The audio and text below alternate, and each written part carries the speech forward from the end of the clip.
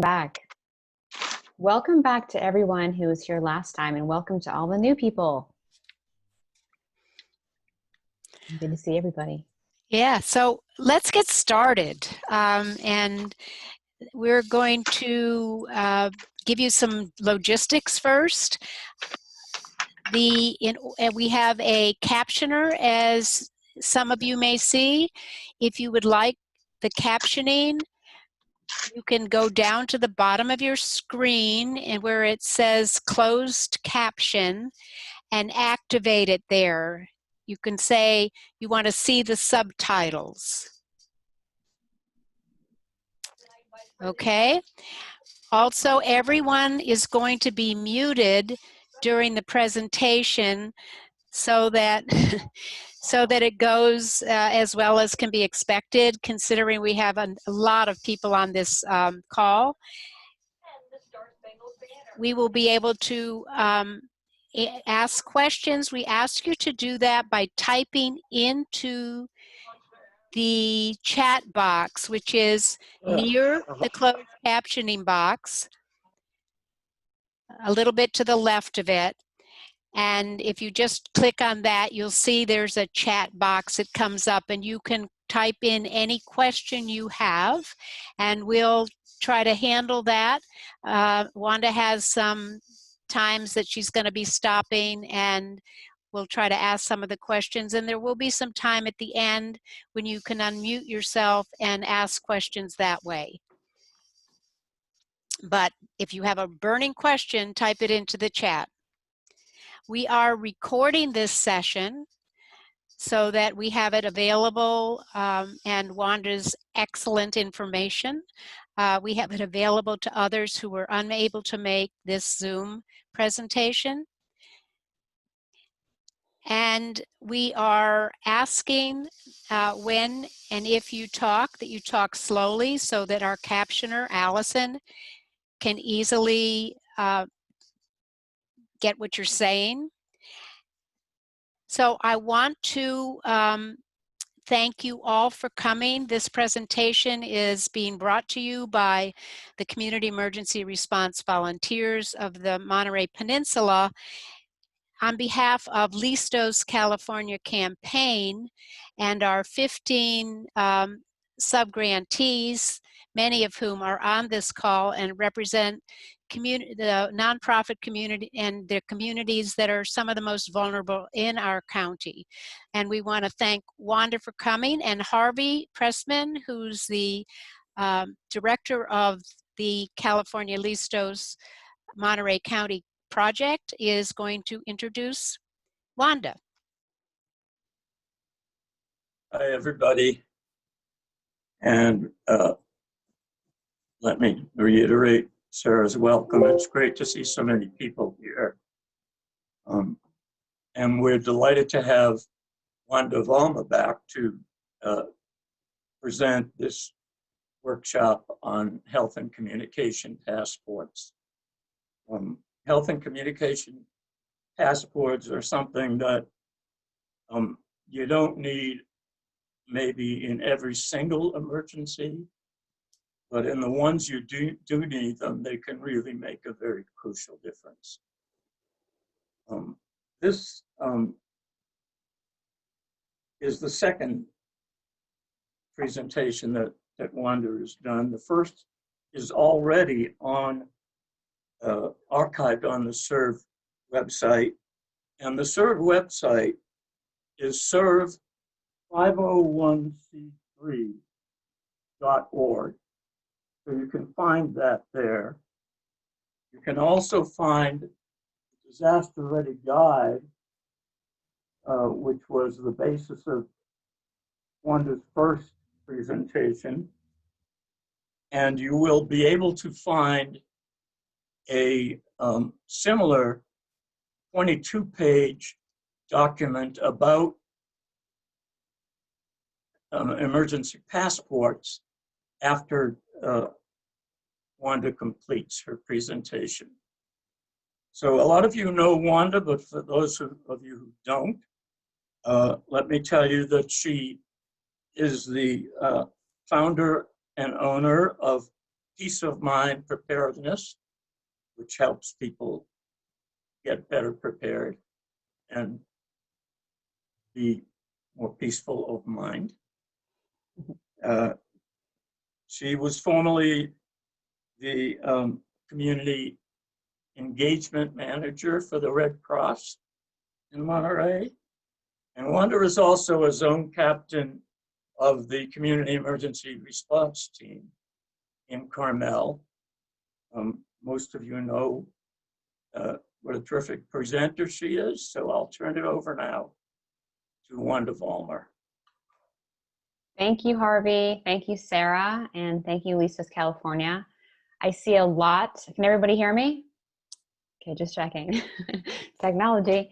I just wanted to thank all of you for being here. I see a lot of familiar faces. Some of you were here back in May with me when we presented on the disaster preparedness guide that Harvey held up.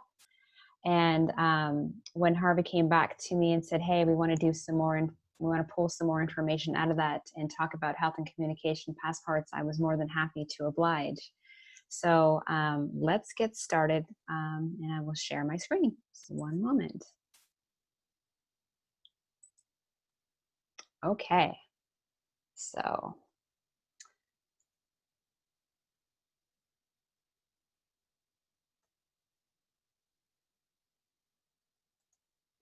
for those of you that were with us last time, we talked we did a high overview of a disaster preparedness. We talked about getting connected. We talked about knowing what type of disasters can affect our area. And we talk about knowing what to do in these types of disasters, and then the very popular subject of disaster kits. And we also talked about the communication plan. And typically in most disaster preparedness sessions, when they talk about the communication plan, one of the aspects they talk about is collecting phone numbers, creating a paper copy of those important phone numbers of the people in your life that you're going to need in the event that we didn't have our cell phones. Then we talk about sharing this information with our network, with our people, with our circle. And then we work up to practicing and reviewing our plans. So there are other tools that we can use for communication, and that is the subject of today. We're going to talk about in case of emergency cards or ICE cards. We're also going to talk about health and communication passports. Both of these, or all three of these, are very good in emergency situations, but they're also very good in non-emergency situations, such as visiting your health clinic or your hospital and interaction with police officers and first responders.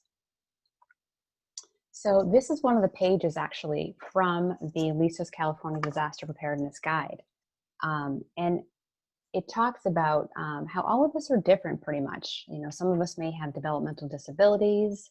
Some of us may have some speech or communication disabilities or mobility. So it's important as we go through this session today to think about what are your individual needs. So I just wanted to plant that seed right now. So as I said, we're going to be talking about in case of emergency cards or ICE cards, health and communication passports. Wanda, slow down. Oh, okay. Are we caught up? All right, so let's start with an ICE card. So what exactly is an ICE card? So what an ICE card is, it is a card that can save time and lives in medical emergencies by providing a quick visual tool that can be used by anyone, and they can be used by many people. So let's take a closer look at one right here. Please excuse the copy. It's not the clearest copy. That's the best that we could get. So on one side of the ICE card is your personal information. So as you can see, you have your name, your emergency contacts, you know, your 3 emergency contacts, maybe you have more, your health information. And on the reverse side is the symbol communication sheet. So this is a great tool because it actually, if you're not able to communicate, it shows a pain scale, and it shows how you can respond with a yes or no, you don't know, repeat, or good or bad. So who benefits from an ICE card? If a person cannot hear or speak as a result of an accident, or a person that's traveling, and also perhaps a person with autism or Down syndrome or dyslexia. Elderly that are particularly vulnerable may depend more on medication and suffer injuries more easily. People with dementia may find it easier to use the symbols when communicating. And a person that, for example, that may have suffered a stroke may be hard to understand or be understood, and this would be a really effective tool for them. Okay, so those are ICE cards. Let's jump into health passports. So this is a document that has information about your health that belongs to you. You choose what to write in it and what you want your health professional to know about you. Who are they for? They can be used pretty much for anybody. So how does it work?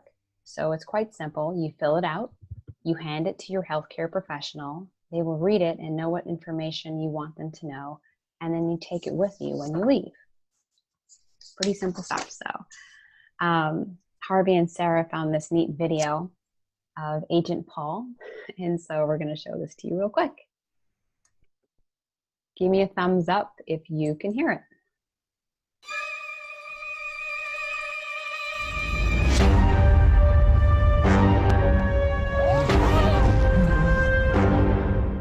Health passports are being brought into Ireland.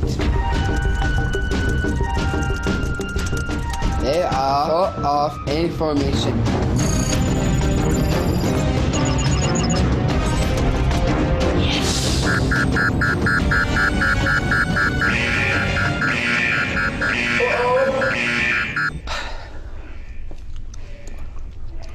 Lad, it's the middle of the night. You're indoors. Take those sunglasses off. What? I'm keeping these. Hey, you! Where'd you go? Wait, this way! Health passports help let staff know all about our abilities and needs. Monster! I can't see anything in these sunglasses! There he is!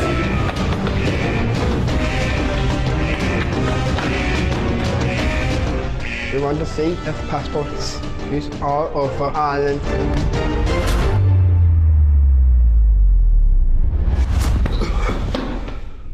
Like they are in other countries. Okay, Paul, why is this health passport so important to you? This could be a matter of life and death. What do you mean, Paul? It means involving us, communication, consent. Let us make decisions. This is about our human rights. You think this is the answer? I don't think it's the answer, because I know it's the answer. It's okay, guys. Everything he says checks out. I told you so.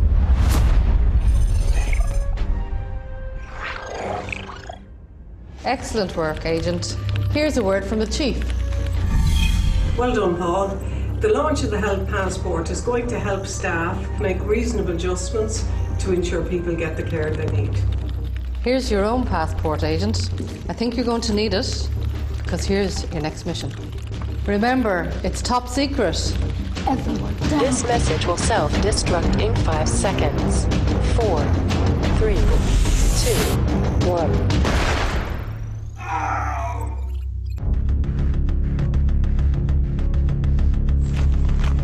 I find the face. Okay, 84, which wire? The red wire, Agent. Cut the red wire.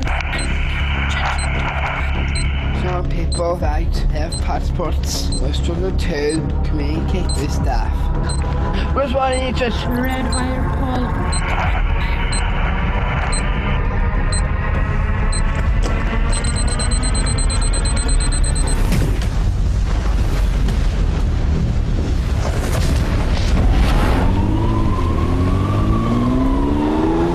Do we know anything about this young man? Is he on any medication? It's all here. His name is Paul. He has no medication and he has no allergies. Health passports offer everything from medication taken to allergies and mainland.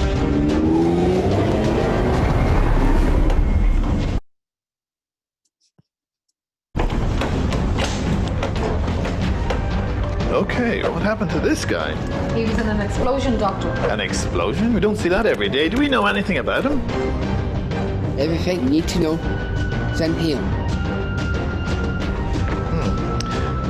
Let's make sure whoever is working with Paul reads this passport so they can make the necessary adjustments to get the best possible care. We're going to need to do a carbon monoxide test, and then we're going to get in touch with your carer. Somebody called Em?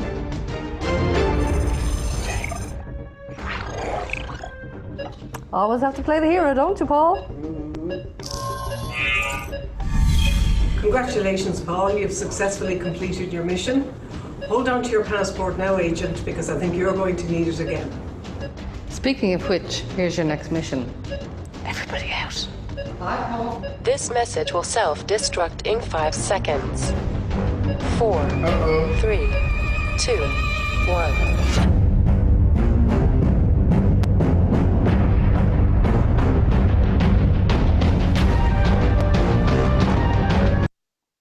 Who doesn't love a good Mission Impossible? So, all right, let's take a quick brain break real quick. Before I go into what's in a health passport, what types of information do you think are important to have in a health passport? Allison, Sarah, I'll let you guide me with questions since I can't see them. Or comments. Okay, so please enter your questions or no, your answer. What do you think? Enter it into the chat box. So, blood type, emergency contacts, Yep. allergies, language spoken. Yep. Let's see, this is great. Medications, any kind of disability that somebody might have. Any special considerations, prescriptions, names of doctors, health history, pre-existing conditions. Wow, what a group. You guys are on it. Implants like a cochlear implant, or I would also think that anybody like a hearing aid or some kind of device, assistive technology, or adaptive equipment, date of birth, hospitalizations, implants. Don't do an MRI on me because I have a implant kind of thing. Whether you're verbal or nonverbal, chronic conditions, motor skills, whether you have a pacemaker, any end of life preferences, contacts in emergencies. You guys rock. Yes, you do. Did anyone say immunizations? You just immunizations? Yes, of course they did. You did. Okay, gold star for all of you. That's fantastic. They didn't really, but okay. They didn't leave out much. Yeah, you guys got it. Definitely got it. Also, labs I would also do, and any upcoming appointments you may have too. So yeah, so good job, everyone. Excellent, excellent. So thank you for your input on that. I'll just keep moving on. Are there any questions about this so far before we take a look at a health passport? And nope. Let me just say that I went very fast over these, and so Harvey, please. So I went very fast over these, and they are in the chat room. So the chat. So Allison doesn't need to type them all because they are there, and also we will be slowing down a little bit so she can get the presentation. Okay, and we have other additional ones, people who are deaf or hard of hearing, what their communication needs are, that whether they need a sign language interpreter or somebody who can do lip reading, and this person is bringing out the issues related to COVID right now with people wearing masks. And also some people might be deaf blind. So interpreters, not only for language, but interpreters and interveners for people who have other kinds of issues that interfere with communication. Great list. Excellent. Thank you. You guys are rock stars. Good job. Good job. Wonderful. Thank you so much. So let's go ahead right now and take a look at a health passport.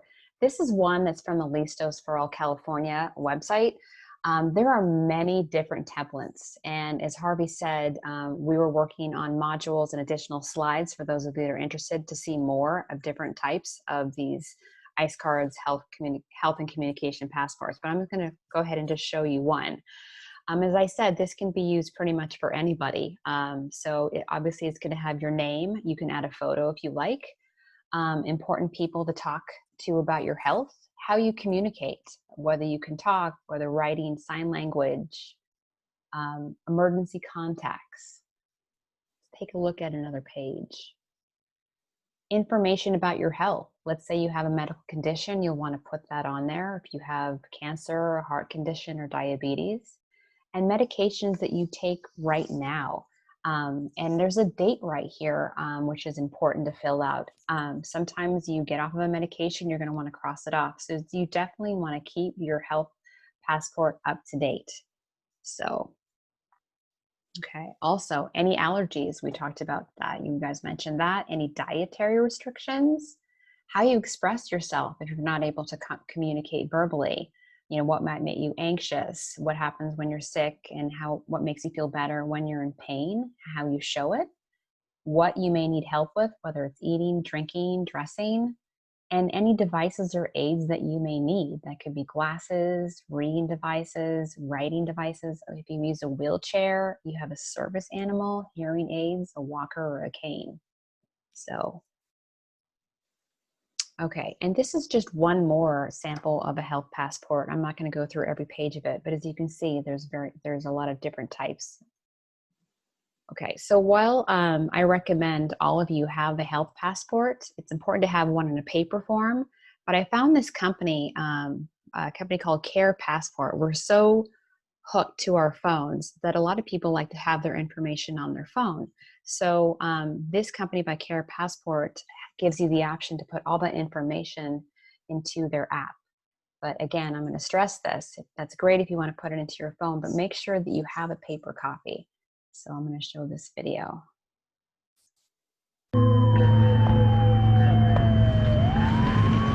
Ma'am, is there a history of cardiac surgery?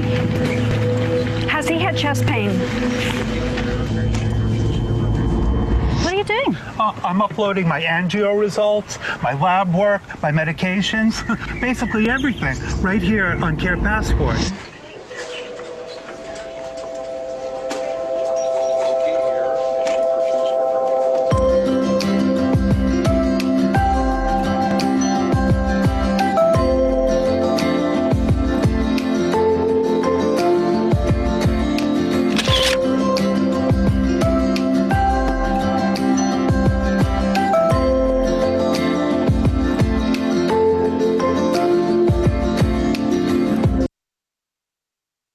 Okay, so that is another option to get your health information on as well. So, all right, so I'm going to open up again, a little brain break. So what do you think are benefits of having a health passport for you? Let's watch Sarah. Oh, I can see Sarah now. Let's watch the chat room blow up. Okay, so share with me. iPhones really do have a built-in app for health information. True. Somebody's sharing that with us. Yeah, this is not the only app where you can enter information about your health. That's for sure. Right. So what else? What are the benefits? Peace of mind. And, you know, it definitely could save your life. A lot of us have, you know, a person's body is very unique. And so the more a doctor in an emergency or a disaster knows about what the issues are, the better off you're likely to be. Somebody's thinking about people with dementia who really wouldn't be able to tell, perhaps. So making sure that anybody who might have difficulty understanding or remembering has one for sure. Also that that having a power of attorney. So who's authorized to share the information would also be helpful. And you may not be conscious. Right. Mm-hmm. So the history that you need that's relevant to today. And this is one of the issues, of course, of keeping up to date, so that they're not looking at medication you took 10 years ago. Mm-hmm. And one thing I'd like to add, just speaking personally, that I've experienced is when, for example, if you have a family member, like that lady in the hospital was asked about her family member, what is the health record? Sometimes you just get in shock and you can't speak. And having that piece of paper or having that app ready to go is very helpful. So that's something to think about as well. So shall we move on, Sarah? Are there any other chats? So one person indicated that this can speak for you when you can't, or it can remember for you when you can't, and something tangible for your family members to have in case of emergencies. And that's really important, because if you're in crisis, and if they're in crisis, having something written down and available is really important.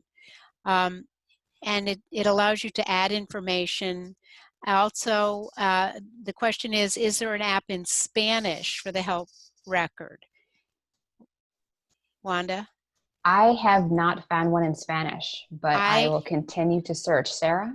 I know there is one, and we'll definitely get that information to you, Valerie, as well as to everybody else. Does somebody know right off the bat? Can you enter it into the chat if you do? Okay. All right. We're on the home stretch, everybody. So we talked about ICE cards, health passports, and now let's move on to communication passports. You know, when I sent out the email to my circle and on what this topic was going to be, a lot of people said, well, okay, I can understand a health passport, but what is a communication passport? So this is a really neat tool. I get excited by this one. This has been designed to support communication and understanding between a child or a young person, along with their families and professionals, on how they can provide support in relation to being encountered with first responders and medical personnel. So who benefits from this? It helps children with disabilities. It helps those with communication disorders, people who don't speak the dominant language, people with hearing impairments, are just a few examples. So it pulls together all the information about the individual. And it's important to have it in a really easy to use format, easy to read, informative, and it can actually be fun. And to make sure it's in an accessible format as well, so that you can share it with other people and include, have it reflect the personality and interests of the person you're caring for or yourself. One thing that's great that was brought up just in the comments a couple slides ago, using these tools means you don't have to repeat yourself, and that's a wonderful thing. And sometimes if you do have problems communicating and you can show someone this, it's right there. There's no having to try to get the words out. What I like about it, if this is used for a child, is it can become part of their journey for some that's going to include transitioning them into adult services. And it is also a document that can, empower a child or a young person or anybody for that matter, essentially giving them a voice. So I really like that. So I found a really neat video that was done in 2014 of a health and communication passports that are used in Ghana. So let's go ahead and play this.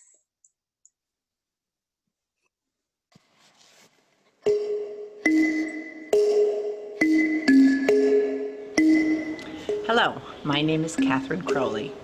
I'm a distinguished senior lecturer in the program of speech-language pathology at Teachers College, Columbia University in New York.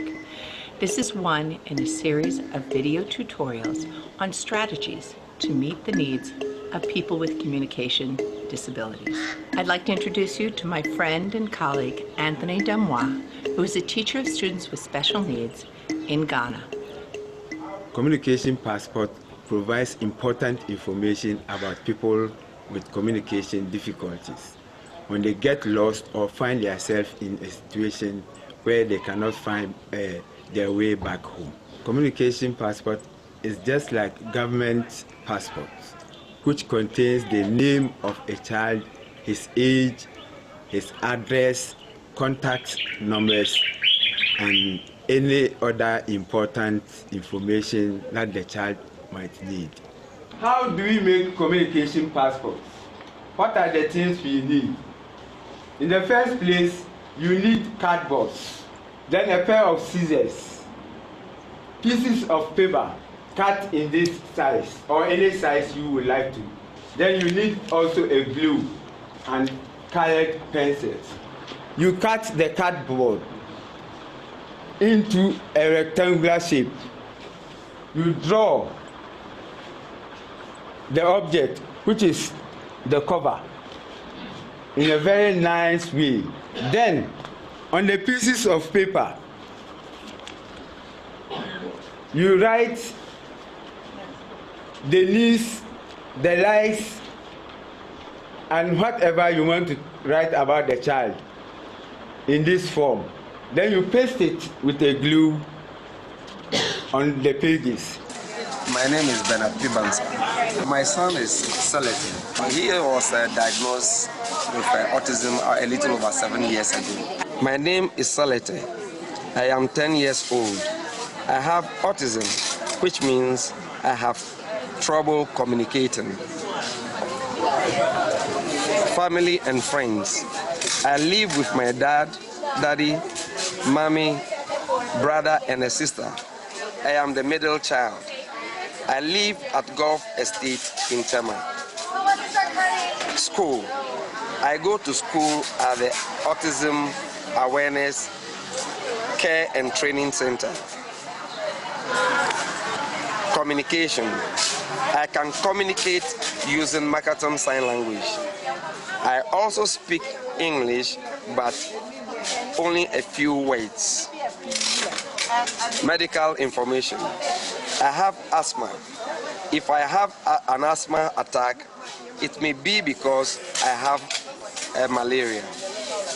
Please call my daddy or mommy. I like to skate and ride my bike. When I'm excited, I scream and wave my hands in the air. I may grab things I like. Please be patient with me. Eating. I like to eat pastries. I love to eat rice. Contact information about the parents is also provided. It should be visible so that anybody who is crossing or who is nearer to the child can easily identify it. The communication passport can be hung around the child's neck or be put into his pocket or in the bag behind him. Thank you, Anthony. Thank you, Kate. I'm very grateful to you for introducing communication passport in my school. It has been of a very great help to me, my pupils, my community, and in general, the teachers and parents of the children who are using the communication passport. And they will wish like they see you and give you their thumbs up. Thank you.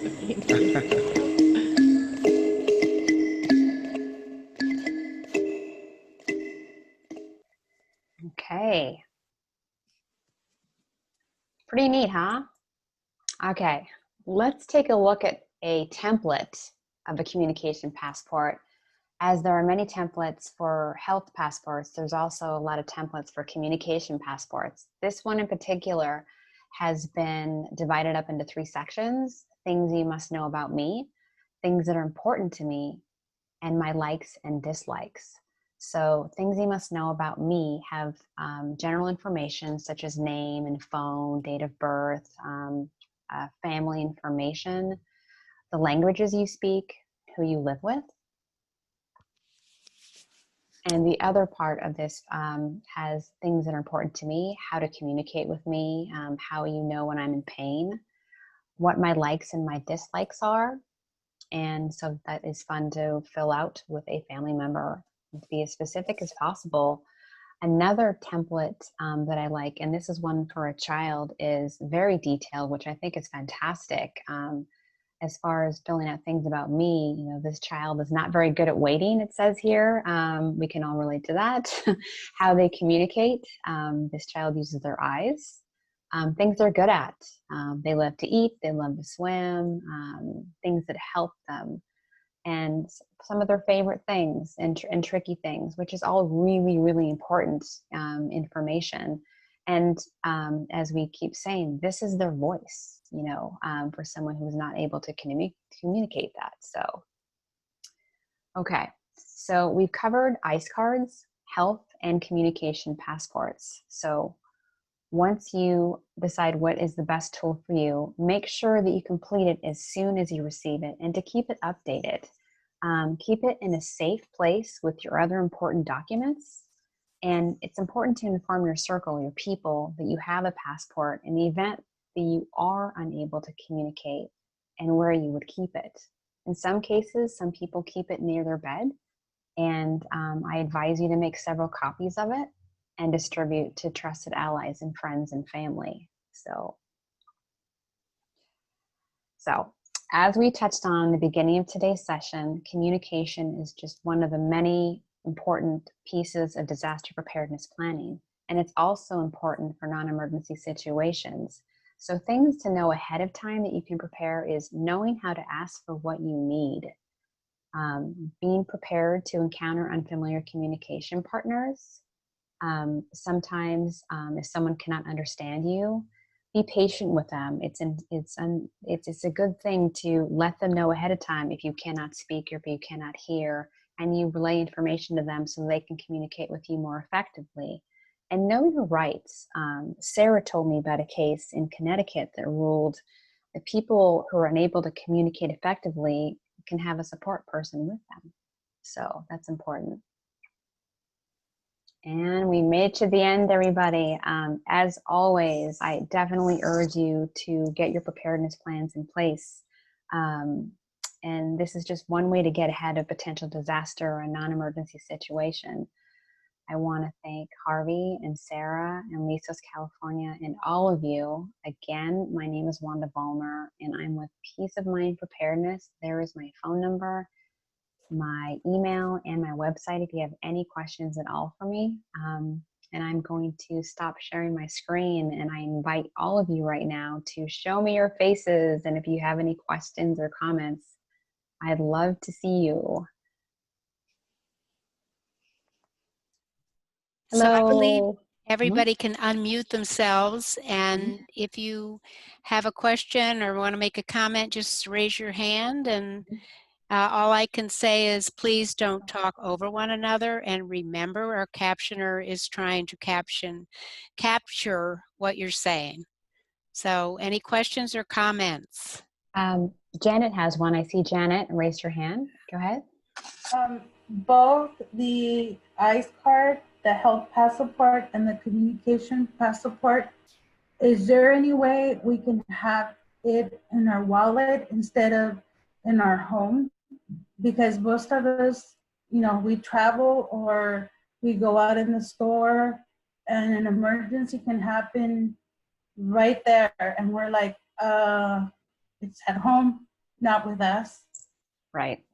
That's a very good question. The ICE cards, Janet, they can actually fit into your wallet. They're a wallet-sized card. And as far as carrying a health and communication passport, what you might want to do if you are traveling a lot, yes, it's good to have them in your home, but I would suggest tucking one into your emergency kit that should be in your car. So what you could do, you could have that in the trunk of your car, or just have it in your purse if you're traveling. So that's one, those are a couple of suggestions. And Sarah's got one too. So you can also, if you just go online, there are a lot of, Google ID, health ID, there are a lot of wallet-sized options that you can just download and fill in. So what Wanda's shown you is some great things, and it's just the tip of the iceberg. You can really find a lot more options. So yes, in your wallet for absolute sure, for in your car, for if you're on a trip, you know, taking it with you as well. But at least the basic medical needs and contact people are critical. And if you have a disability, making sure that whatever it is that you need is very clearly stated, because you have the right to access what you need. Thank you. Yes, good question. I can't see all of you. Any other? Wayne. Yes. Hi, Wayne. Just to answer that too, for the lady just talking, there's a company, Road ID. This little ID tag has my name, this town I live in. It has my wife and my daughter's telephone numbers on there in case of emergency. And then it says for medical information, they call this number and they put in the serial number and the PIN, and they get everything about your health, your any kind of reactions, allergic reactions you have to medications, foods. It's all in one easy place. You can hang it around your car rear view mirror. I keep mine on at all time when I'm out of the house because I have a lot of medical conditions, but it, you know, and they're cheap. They're really cheap. And they have them where they're on flash drives. So you can carry a little flash drive. Same thing, has all your medical. All of us CERT people know. Thank you, Wayne. Thank you, Wayne. That's fantastic. Any other questions or comments? Talk to me. I love this part. Yes. Hi, Joanne. Go ahead, Joanne Albon. Hello? Oh, 1 second, Joanne, then we'll go to Donald Stone. I was wondering about, is it appropriate to put organ donation information on this or not? Absolutely, absolutely. Good comment, thank you. Donald Stone's iPad. Yes, ma'am. Yeah, that's me, Levon. Hey, Levon. I don't know what's wrong with my screen and why it's so small. You're doing just fine. Okay, how do we get this kind of information to families who are homeless? Good question. Very good question. Moving around. Mm-hmm.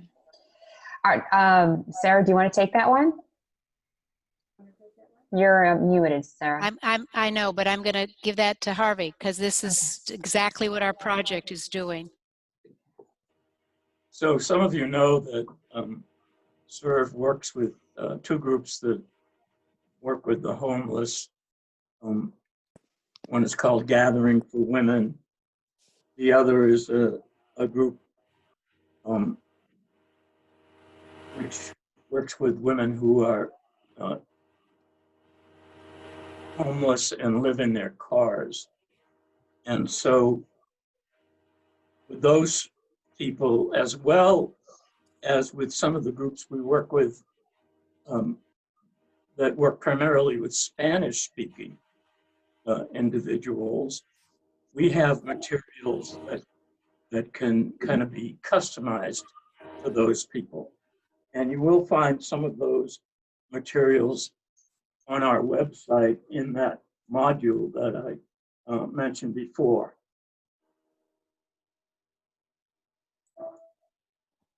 Sarah, Harvey, when will you be sending out the modules? well, we've already sent the module to our website people to put up. And whenever they give us notice that it's been put up, it'll be right next to the archived version of this workshop for you. Also, the module is going to be translated into Spanish as well, correct? Yes. Actually, we're planning to do a Spanish version of this Zoominar. And we have somebody now preparing a Spanish language version, which we'll probably have ready in about 2 weeks.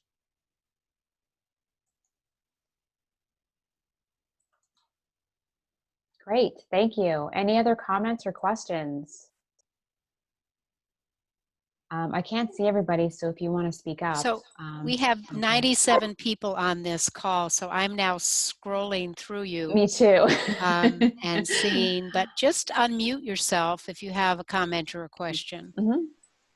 Okay, this is still Yvonne. I'm working with a lot of homeless people, and I'm also in the African American community, and I know they haven't heard anything about this, and so would it be possible for me to put on a workshop or something to give these people more information, mostly in the Seaside Marina, Fort Ord area, and like that? I'm going to give that to Sarah and Harvey. Yeah, absolutely. I mean, just connect with us and we'll try to make that happen. Okay, we want to get this information into everybody's hands because it's relevant to everybody. And it's particularly relevant, as we can see, we're living through 2 disasters right now in the county, right? Yeah. So people need this to have this information available to them, and the people that are trying to respond and help make a difference in the lives of people who are impacted, definitely the more efficient, the more information they have, the better job they can do, and the more efficiently they can do their jobs. What I think would be helpful right now, actually, sorry to interrupt you, Yvonne, if you, Sarah and Harvey, can put your website in the chat room. I've gotten a couple of texts on that. That might help them, and you can write that down, Yvonne. Yes, thank you. Yeah. Good. That way they can contact you directly. And then someone says, perhaps KION or KSBW to announce this information. Good one, Valerie.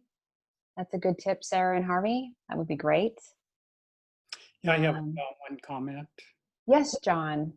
Yes, our CERV team down in South Monterey County, one of the things that we recommended, and we printed out a card for homeowners, again, with the ICE information, to keep at their residence. One of the things that we always recommended down here was to put down latitude and longitude of your home, or your location you're at, because most EMS response in our area is by lat and long.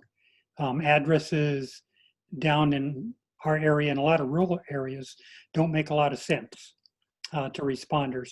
So just something that great idea. Great idea. Fantastic. Great. Thank you for that, John. I like that idea. I've heard of that too. Anybody else? How's everybody doing right now? We've had a heck of a week, huh? So Harvey's climbing over stuff in our room because we're in the same room, and he's climbing over stuff in the room, and he's going to show you something in a second. So there's a question on there about how do I get the ICE cards? The ICE cards actually come from a group that we've worked with and produced some materials for in the United Kingdom, in England. And that group is called Widget. You can see, if I can get this close. Sarah's gonna do it.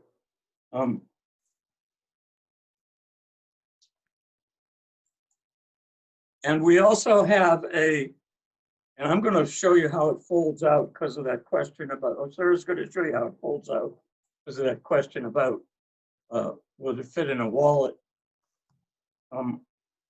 We also have a group in Canada that also distributes and sells the ICE cards. I think they cost about $4 each.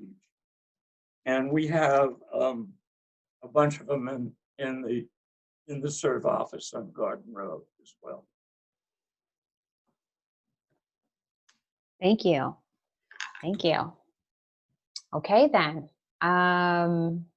Any other questions, comments? If not, I just want to thank you all for being here, and we really appreciate it. And if you have any questions, I've typed my email address in the chat area. All right. Well, thank you very much, Wanda. We just want to let everybody know about one other source of information, which is currently working to help the people who were impacted by the wildfires in Monterey County. And it's called Monterey Co. MontereyCO.recovers.org. And it's basically a matchmaking service where you can go on that site and say, I need this kind of help. I need a place to stay. I need dinner for tonight, whatever you need. Other people can go on and say, I can help, I can do this, I can volunteer, whatever, or I can donate or contribute. And then a group of very adept matchmakers helps to make the connection between those needs. So if you know somebody who's impacted by the fires, you may want to tell them about that. CERV operated that during the Soberanis fire 3 years ago, and we had about 102 people requesting help. We were able to help 99 of them, I think. And we provided about $100,000 worth of services and materials and huge amounts of water for Big Sur, et cetera. So it's a good resource for that purpose. We're actually operating right now another site like that in Louisiana and Texas, because Hurricane Laura has become a Category 4 hurricane. And a lot of those people who are going to be impacted tonight and tomorrow by that hurricane are going to be out of their homes for weeks, if not months, and many of them are going to need passports, health passports. We have a question from Joanne. I just wanted to say that Sunset Rotary Club is collecting and distributing goods and food. They have a table with 3 young ladies. I took a bag this noon. It's noon to 3 this week, and they're in Bennett Sculpture Gallery on San Carlos at 6, near 6.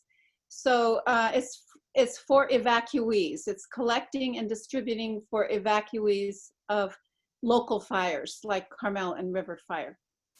Thank you. Thank Joanne, you so much. What gallery? Called the Bennett Gallery, Sculpture Gallery on San Carlos Avenue near 6th. Okay. It's called San Carlos Street, excuse me, near 6th Avenue. Okay, great. I just want to say that on the MontereyCo.recovers.org site, let me wait a minute. I'm gonna.